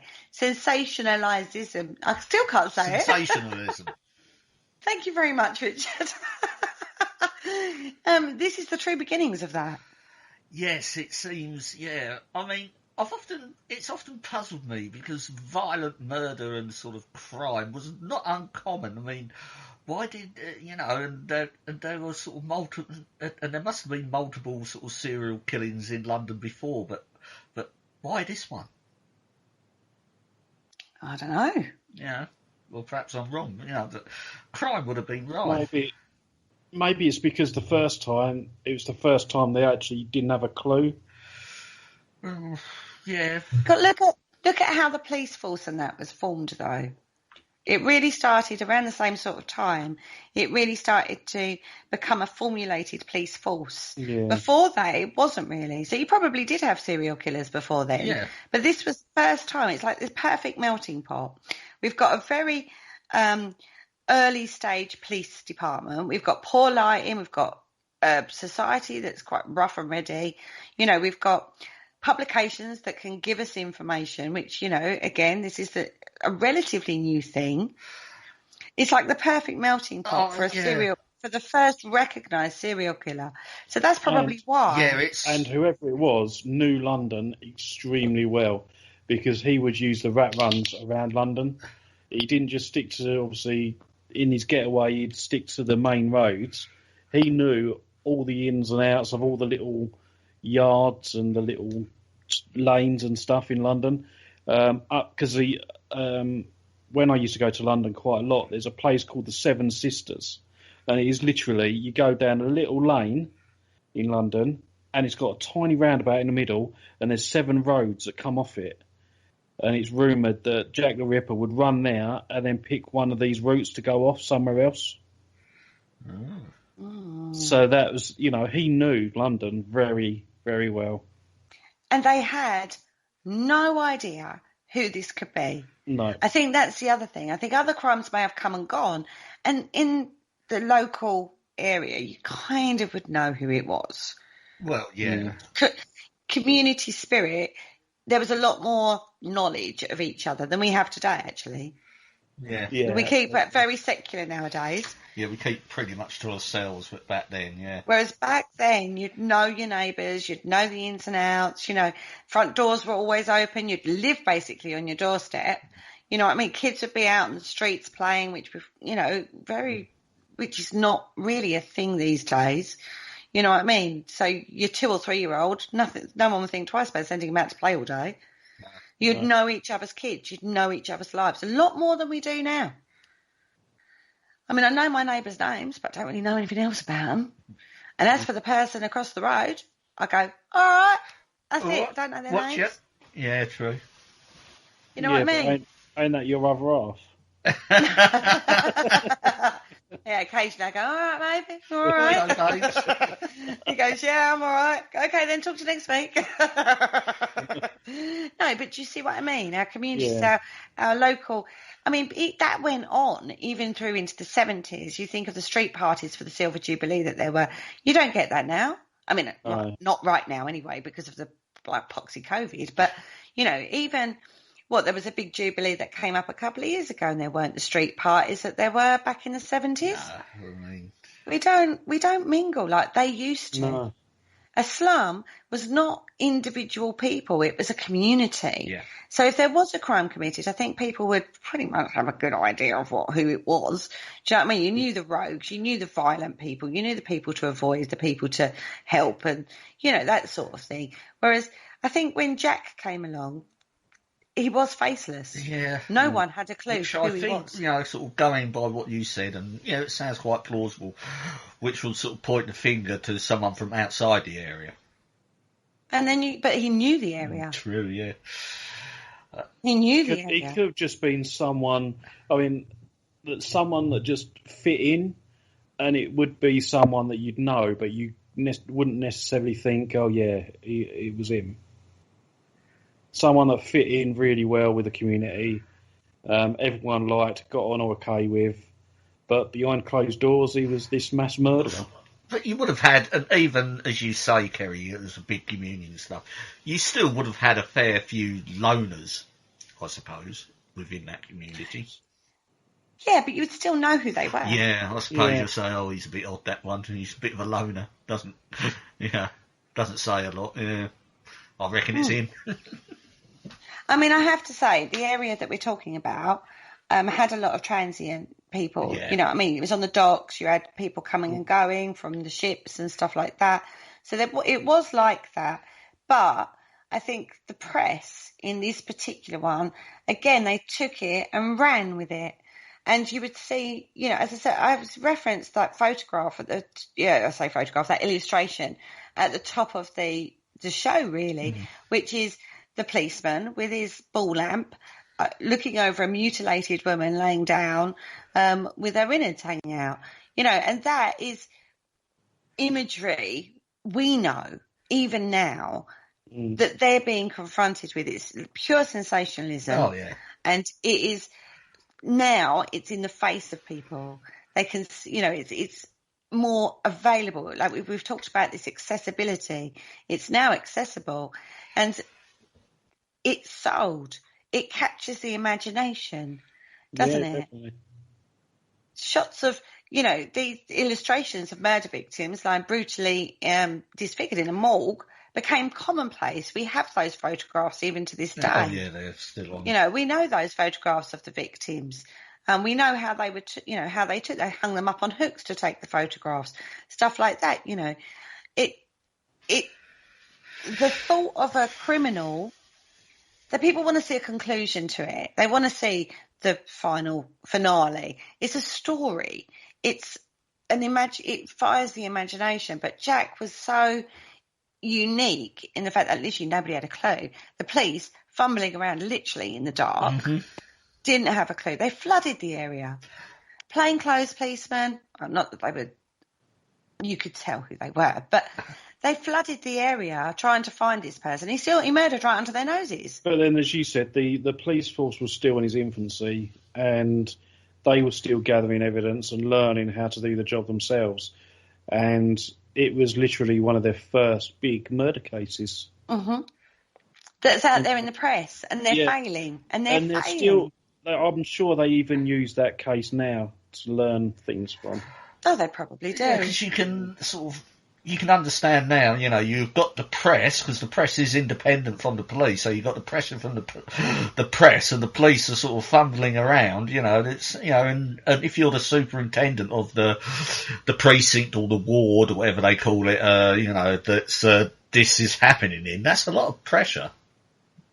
Yeah. You also have to understand the press are for entertainment purposes. They're there to entertain. It's a form of entertainment. Well, yeah. Yeah? Right? They're there to put out an opinion. We see this, you could take the same news story from, even now, you could go to a newspaper, several different newspapers, take the same story and read them back to back, and you'll see the slant of political opinion or how they want to sway your opinion. So if you're we talk about a left newspaper or a right newspaper, Labour or Conservative, it's in regard to political views, but they have the same thing in regards to crime. Yeah. If you're for the police, you want to give them more funding, or they've messed up again, blah, blah, blah. You can tell that from, and even today, it's an experiment that you can do. Take one story and then look at it from the different newspapers take on the same story. It's crazy. Yeah. And it's something that a lot of people don't actually realise. They think, I read the Times and it's always accurate, and it's not necessarily. They make up facts. Well, yeah. They want that sensationalism, sensationalise themselves. You know what I mean? And this isn't being printed now in just the UK. This is going worldwide. So this becomes insatiable. All right, he committed loads of murders. He did. He was horrendous murders. But he weren't the only one. Brutal murders happened on a daily basis in the Victorian period. But because you've got a bigger reader base now, it's selling. There's huge competition out there to sell newspapers. So it's murder, read all about it. Another prostitute slain in gutter. Do you know what I mean? Kind of thing. To sell the newspaper. I mean, don't forget how corrupt. No, how the journalists corrupted the case. A lot of the letters that Jack the Ripper was supposed to have written to the police were allegedly come from journalists. Well, yeah, even the infamous Dear Boss letter is where Jack the Ripper is named. He gave himself the name in that letter, which is then the press took that and went Jack the Ripper. But that actually kind of was said to have come from a journalist in the first place. Because I believe sort of like the original name that was banded around, I think, even the police was Leather Apron, wasn't it? Yeah. Because the description as well, when you think about the original description of Jack the Ripper, a few eyewitness reports, and again, I'm air quoting eyewitness reports, they put him down as a dark complexion, black beard, black coat, foreign looking. Now that fitted the description of a typical Jewish person living in the East End at the time. Then they called him Leather Jacket. One poor guy was absolutely hounded because he fitted the description, and he was a butcher. So he dealt with knives, and he had a leather apron that was covered in blood. And the guy was hounded at the time. Yeah, I can imagine why. Do you know what I mean? Because of how the press are reporting this. Yeah, because they wouldn't have been nowadays we have sort of like quite strict, regulations. I mean, and if you can fit it on an ethnic group as well, I mean, back then they didn't mince their words, and yeah, it would run. And that was the problem. And this is, I think, why nowadays we have, I mean, you talk to people who are ripperologists and know a lot more about the case, like Andy Mercer, like, who's the other guy, guys? Christopher Chow? Not Mike Cavell? Mike Cavell. When you talk to those people who are proper ripperologists and have studied this, looked at the original paperwork and everything, they say that they knew who it was. They caught him. There's a real eyewitness account that's credible that they took, that was seen, right place, right time, that they had him. They put him into a asylum. They got their guy. But that hasn't hit the media. That doesn't sell. Whereas you go to, even now, somebody could put a book out on Jack the Ripper. In fact, it has been known. A woman has actually written a book about the women of Jack the Ripper. Let's have a look at the people, the poor girls that got murdered. That's just been released. Bestseller. Yeah. Well, yeah. The name's got currency, isn't it? It's got legs of its own. Even though people are out there going, I've proved it. I know who it is. We've got documentation. We kind of pretty much know who it is, everybody. Hello? Have you missed that memo? We know who it is. Yeah, but then it's I think all of that is classed as circumstantial, isn't it, I think, now? But how? You can convict somebody on circumstantial evidence. Oh, that's my stall, everybody. I've got a footstool. That makes noise. Sorry. Yeah, it's still not hard evidence, though, is it? And I think, at this point in time, I don't think we're ever going to know. No, we're not going to prove it beyond doubt. But like I say, you can convict even now in a court of law on circumstantial evidence. It has been known. Yeah, a bit late now, though. Yeah, a bit late now. But let's have a look at how press report ghost stories, basically. Yeah. Because we still see them nowadays. Again, ghost stories sell. We've seen recently, in recent years, woman marries pirate ghost. Oh, yeah, I had a field day when we interviewed her. Yeah. Well, to be fair, a couple of presenters on the old station interviewed her. And we spoke to her afterwards, though. We spoke to her afterwards, and we also did a follow-up show after listening to her account, she was very frank, she was very honest, she was very calm, actually. It was very graphic. Yeah, and the fishes were... Yeah, it's on YouTube, everybody, if you want to go and have a listen to that one. It is a cracking show. The follow-up show... with you. The follow-up show... we did on that one as well is absolutely brilliant too. That's a Paranormal Concept Show you can find out there. The woman who married a pirate ghost. We've had Amethyst Realm on Good Morning. This is UK, guys. I don't know if it's hit America, whether or not you guys out there know about these cases, but we've got Amethyst Realm. She got caught having an affair with not a pirate, but just a normal ghost, and her fiance dumped her, and she continued this relationship and then was going to marry him, and then decided not to because she caught him cheating on him. We've got a man who is having relationships with several ghosts and has parties and plays Twister with them and all sorts. We've got more and more accounts of this coming out. Yeah, I suppose once one person comes out and has got the sort of like the bottle to actually sort of say it, and not that it is a bit fantastical, isn't it? But then the rest, it'd probably be like the haunted doll scenario soon. Everyone will start having liaisons with phantoms. Who knows? It's not a new concept, though. No, that's true. It's not a new concept. No. It's now modern. We put it into modern terms. Again, we've overlaid our modern perspective on an old, previously old thing. Think succubus and incubus, tales of those that came I was going to say that the tales of people having sexual relations with spirit have been going on for centuries with the incubus and succubus. But it's just taking it to a whole new level now. It is taking it to a whole new level. And, however, it's one of those, isn't it? It's when a paranormal, I'll relate it back to something less sensationalized, should I say? Because again, all these cases have been in the press. So we've got sensationalized, bite-sized headlines and when you look at poor old, Amanda, when she's talking about her situation, it's 2 minutes on a chat show that she gets to talk about it. We actually had an extended period of time talking to her, and actually she becomes a lot more coherent when you hear the whole story of that. So that you do have to bear that in mind when you look at this. So where was I going with that? When a paranormal investigation, you're working, you're talking, you're going, okay, can you touch me? You're inviting spirit to come that close to touch you. If spirits are real, obviously. So go with the belief system that they are.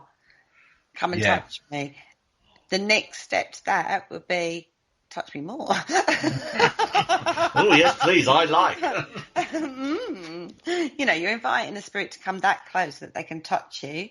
Or go with spirit mediums where they're going into trance, where they're coming that close that they're overtaking and talking in voices and stuff like that. And we go into possession then, don't we? Yeah, but that's something different to what these women are reporting.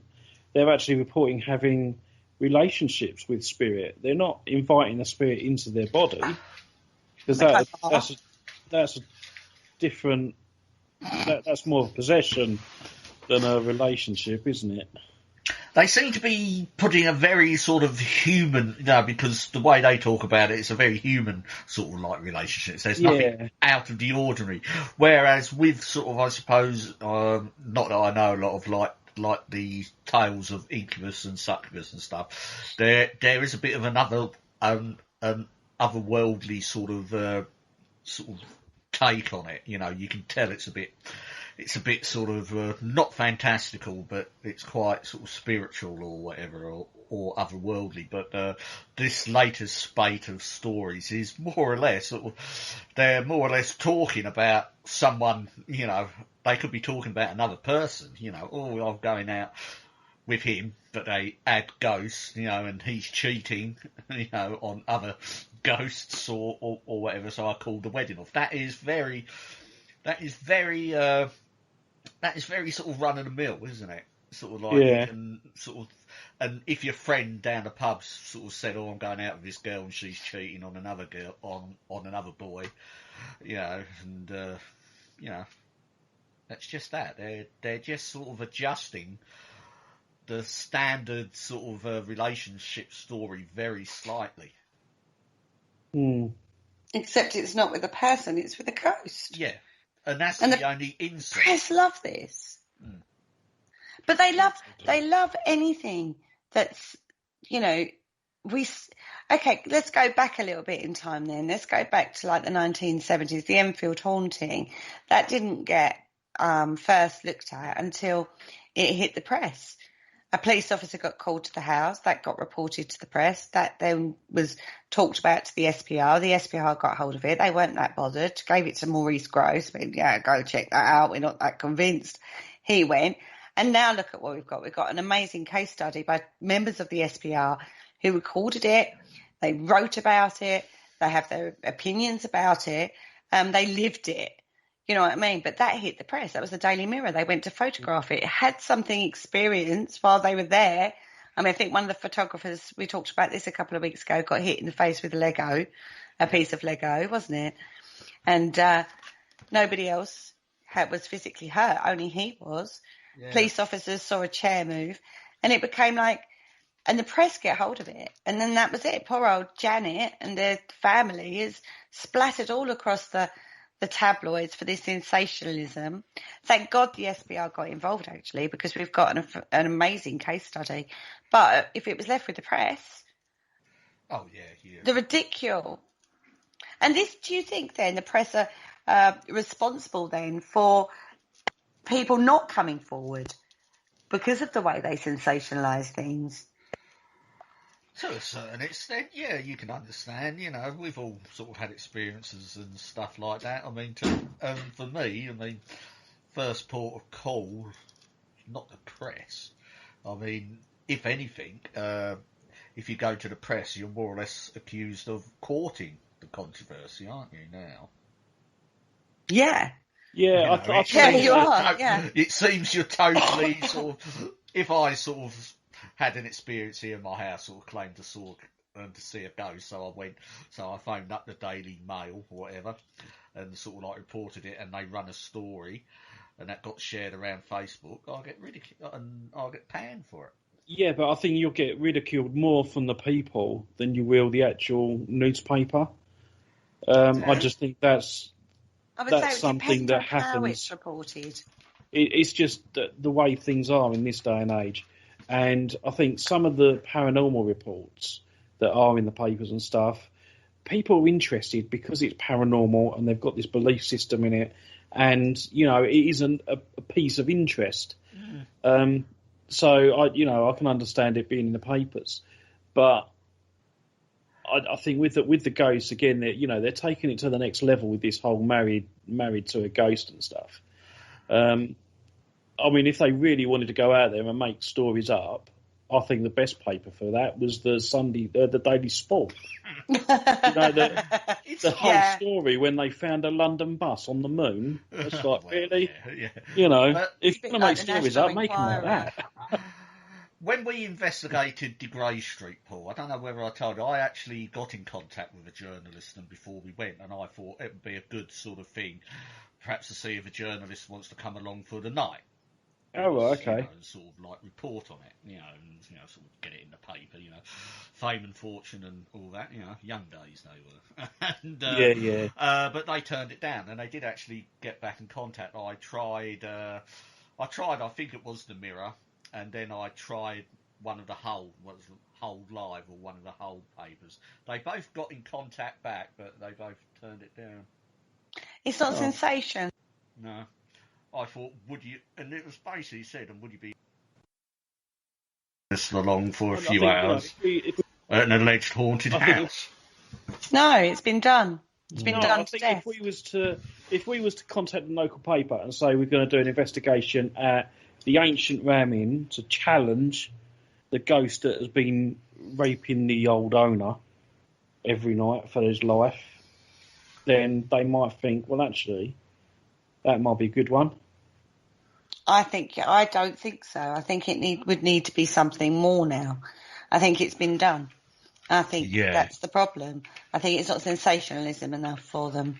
I think if you was going to go to them with something, it would have to be either on the level of the Enfield haunting, or it would have to be a brand new slant on it. In my opinion, because all those stories have been done and dusted. Paranormal TV. What about a derelict location that's a danger to everyone that goes in it, and they're still making money on selling it to the ghost hunting community? Oh, no, there's a different slant. That's a different slant, you see, and they probably would be interested in that. I don't know, but yeah. Oh, well, if there's any newspapers out there that want to, £50,000 and you can have I don't think you'll get anywhere near that. I don't think they buy that stories, or they don't need to. This is the other thing with media, isn't it? Yeah. These days, they don't need to pay for the story. There's plenty of them out Oh, there. they Just all love they've got the to do is stuff. troll the internet. Yeah. Oh, this one is brilliant. It's not on the. When we was approached by the Daily Mail for that spread on female ghost hunters, they just trolled the internet. They messaged me out of the blue. And actually, it was who you knew, because that actually came from Kerry Ann, who actually came through iHeartRadio, which you and Viv had done. That's where the Daily Mail got their sort of link from, and then got in contact. And that's how that happened. Do you see what I mean? So it's and like, it was the paper interested themselves of running a story. I mean, you didn't go to them with the story, did you? no. So they're constantly looking for different slants on things. You know, it's and then you get the TV then picks up stories from the newspapers. Yeah. Because then from that led on to the Good Morning Britain appearance by the girls. Do you know what I mean? So that's how it works. Yeah. And it's all about what's going to get them viewers, what's going to sell more copies, what's going to get them higher viewing rates so they can charge more in advertising. It's an entertainment business, even newspapers. No, you're totally right. I know a lot of sort of ghost hunters out there think what they do is highly important and, sort of deserves it. But, but at the end of the day, sort of like the press will just treat it as is, If they've got a bit of a, sort of slacking stories, they will, as you say, troll the internet. And, the ghost photos are usually a bit of a favourite, and, bits and pieces. You don't get the in-depth stories so much now. It's just filler. It's what you get. Yeah. I mean, even the haunted doll that sold, the reason that hit the media so high was because of the amount it sold for. Yeah, absolutely. That's how that, that hit the media. Haunted or anything like that. No, because everyone was... sheer amount paid. Yeah, because everyone was sort of going, wow, yeah. You paid that much? But that's totally up to the person's choice. Yeah. Lee Steer at the time and his team paid for the doll. Their choice. You want to spend that amount of money on something. Who has anybody else got anything to do with it? Nobody else's business whatsoever. Yet everybody jumped on that. And the fact that they got a little bit of media out of it, it's ruining the credibility of the paranormal. How? The only people that ruined the credibility of the paranormal were the ones that actually moaned about it. They done more damage to the paranormal than anyone. I don't disagree with that. Mm. They're very quick to jump judge and jury, but we get that from the media because the media is constantly judge and jurying people through the way they report. Yep. And this is the problem. It filters down into how people react to things. Yeah. It's up to nobody else how much money somebody spends. Or, there's not up to us to judge Amanda on her experiences with the pirate ghost or Amethyst Realm. If that's what she believes, we can look at that case. We've got an alpha case of somebody who believes they've got paranormal activity or experienced something spiritual or something otherworldly happening. We have got an alpha case, regardless of our personal opinion on that, or the media opinion on that. Yep. As investigators, as researchers, we've got an alpha case that we can. Now, we were very lucky. We got to talk to her. We heard the whole story from start to finish. We got to get to know Amanda a little bit in that interview. We then have our own personal opinions on that. We also have knowledge where we can look at it and not judge, but offer maybe an opinion as to what happened. From that interview, we got far too much information than what we actually wanted. I found that information, though, more fascinating because they're verifiable facts. Absolutely. Yeah. And you can't deny the timeline of those facts in conjunction with the story she's telling. She had physical issues following the relationship she had with this pirate ghost.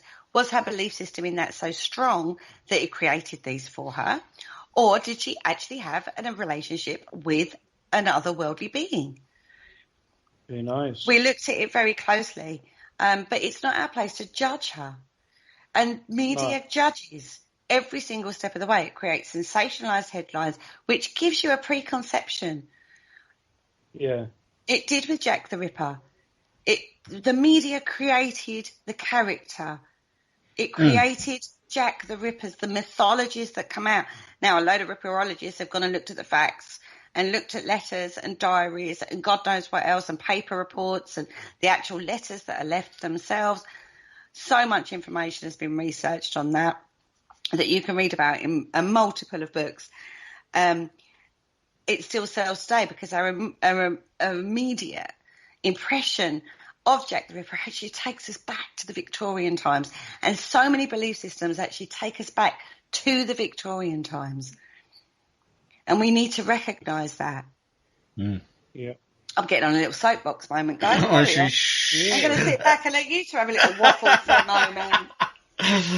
Yeah, but as you're saying, Kerry, it is sort of, especially with Jack the Ripper, it has everything. You know, you just have to think of Jack the Ripper, and you know the iconography's all there.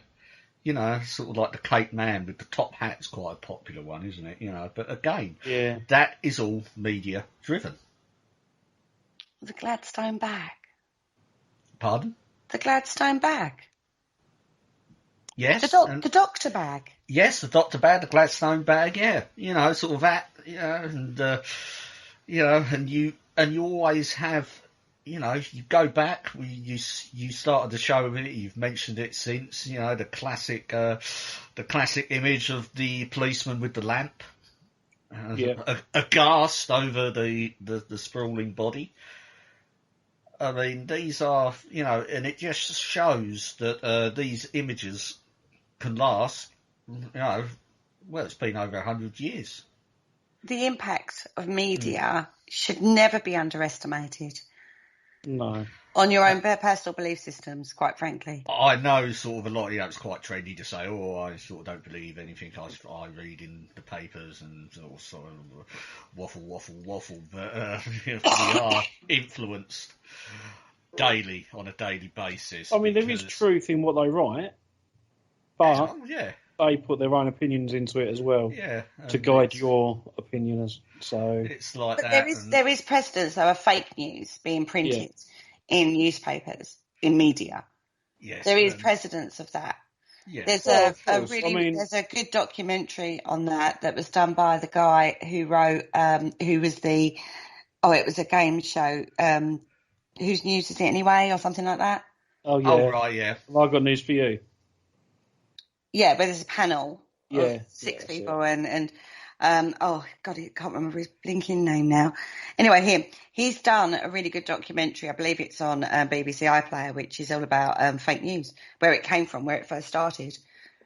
And it was actually to do with 2 rival newspapers, and one newspaper was copying the other one. So one of them published a fake news story, the other one picked it up, and then the original newspaper said, well, that was a fake one, that just shows you're copying us, and that became quite a big media thing. But that was where it came from. Fake news. We've talked about Penny Dreadfuls. If it was quiet week, they'd make something up. They'd put fake witness statements in it. You know, journalists were very inventive, and that doesn't change. I very much doubt there was a London bus on the moon, so I very much think doubt that's a it. fake I story. very much doubt it as well. Yeah, but that was actually a genuine story. Okay, it was in the Inquirer, but it was also in the Sunday's Daily Sport. So that was a popular paper back in the 80s, early 90s. And it was well known for posting or writing rubbish. But do you think, though, that people would look at those publications and take it as seriously as if it had been written in the Times or written in even something like the Mirror or the Sun or something? These are UK publications, by the way, guys. I think the sport readers weren't really reading the words. I think they were more like... They were after the imagery. But no, I don't think many people took that sort of stuff seriously. There might have been a few more believable stories in there, but 9 out of 10 were probably fake anyway. Well, I have to say, I don't read newspapers now. I don't watch the news. You don't have to. Just go on Facebook. Exactly. I get all my information from Karen from Facebook because she knows everything and is a source of information. Tons of knowledge, that girl. Which seems to be a problem these days, false information. We've talked about, we've been quite hard on media in general, but let's have a quick look at social media. A lot of fake information is being put out there. Facebook in particular at the moment is being caned for its censorship of what is perceived as fake information or damaging information that could be put out there. And then everyone goes, oh, it's real because they banned it. We've become very twisted, haven't we? Or have we become overly cynical as a population? Yeah, only just. Yeah, I mean, you're talking about social media.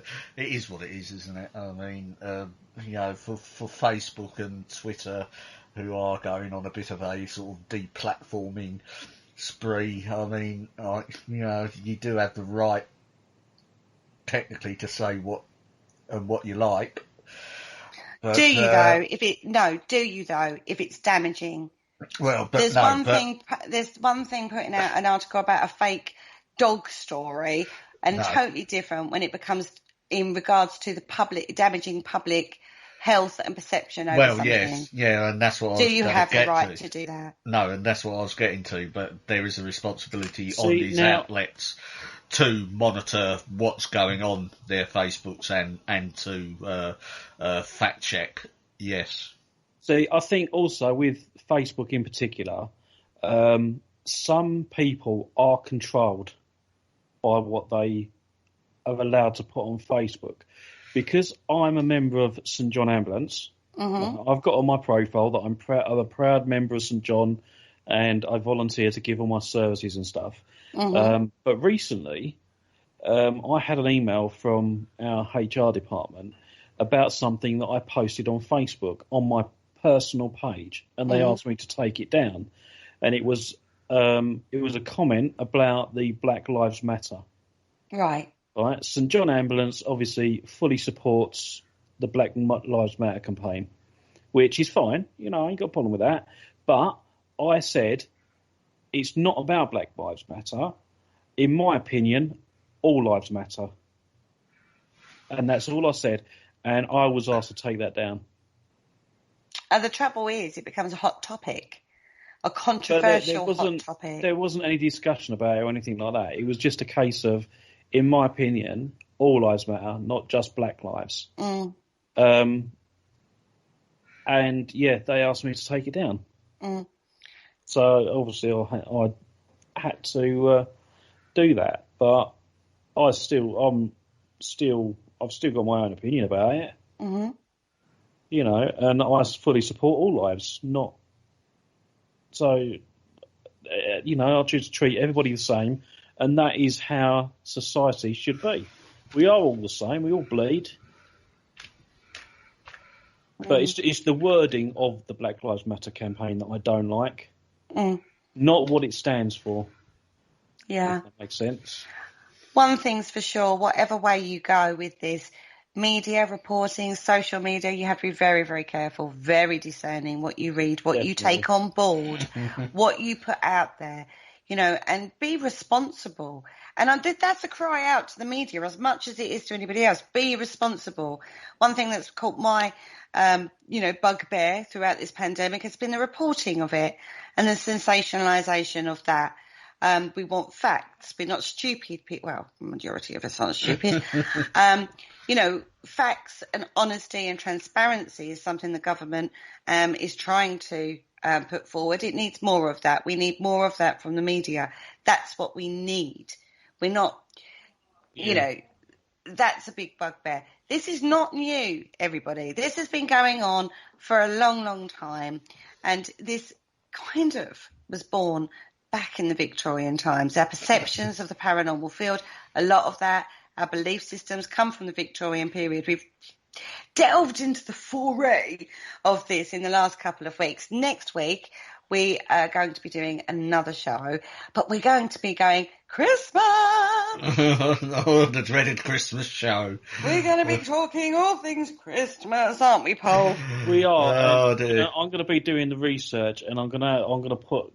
I mean, Kerry and Richard don't know this yet, but I'm going to put a little surprise in for them. Oh, right, yeah. no. And we have to keep Kerry away from the eggnog again, because you know what happened last year when we did Yeah. That was disgusting. It's Christmas, everybody. I'm allowed a tipple or two, surely. Yeah, just keep your clothes on this time. Yeah, it was very clothes on. embarrassing. I don't know if I can manage that. I don't think the bus driver knew what to do. On that note, we're ready to come to the end of the show, guys. Yeah, enjoy that one. Really good. Yeah, that was good. Good fun. So looking forward to next week and your surprise. Oh, Right, looking forward to it. Our own little present live on air. Oh, Absolutely. Yeah. On that note, say good night, guys. Good night, guys. Good night, guys.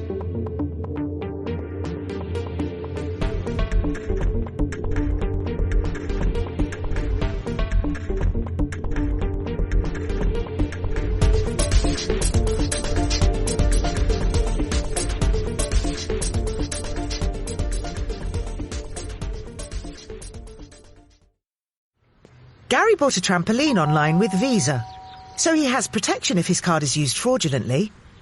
Now Gary's feeling pretty confident. Confident enough to try a slam dunk from his trampoline. Oh, Gary. Visa's zero liability helps protect you from fraud. We just can't protect you from yourself. Search Visa How You Pay Matters to find out more. Commercial and anonymous prepaid cards excluded. Responsible card use required. Contact your bank for T&Cs. If you own a business, you know customers are back with all the ways they want to pay. Tap half on my card, half on my watch. Do you take 1998 World Cup stickers? And now, to pay for this coffee, a song. Macchiato maker! With card machines and online solutions, take any kind of payment quickly and securely. Chocolate sprinkle shaker! Well, almost any kind. Search Barclaycard Business today. We take every payment seriously. The approval of your application depends on financial circumstances and borrowing history. T's and C's apply.